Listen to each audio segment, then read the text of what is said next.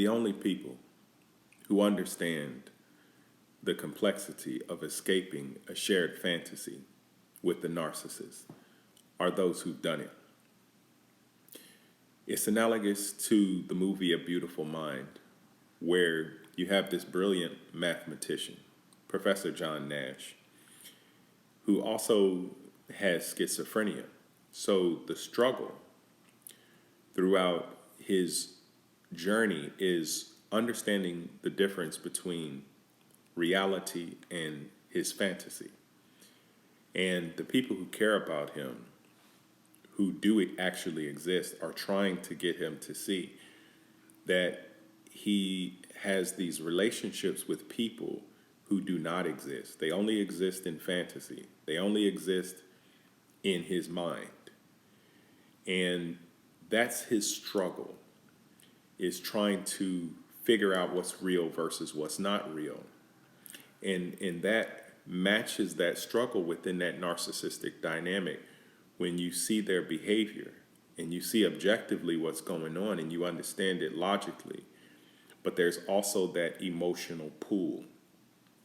And that's what Professor Nash goes through in the movie, because he's a brilliant mathematician, and eventually he works out a formula where he's able to see on an intellectual level that these people who he has these relationships with actually do not exist.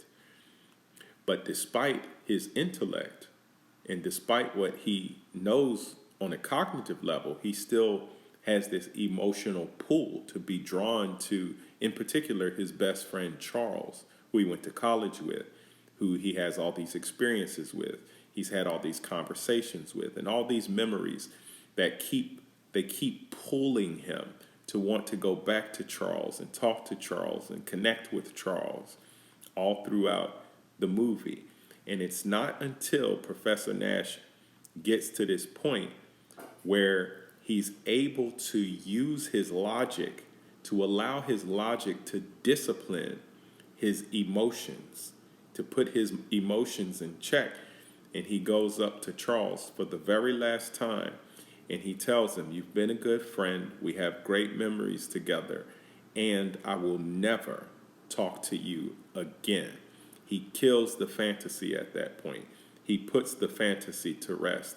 And it's the same thing when you're escaping a fantasy world with a narcissist. You want to be able to allow your logic to kill the fantasy and discipline your emotions so that you can break that trauma bond.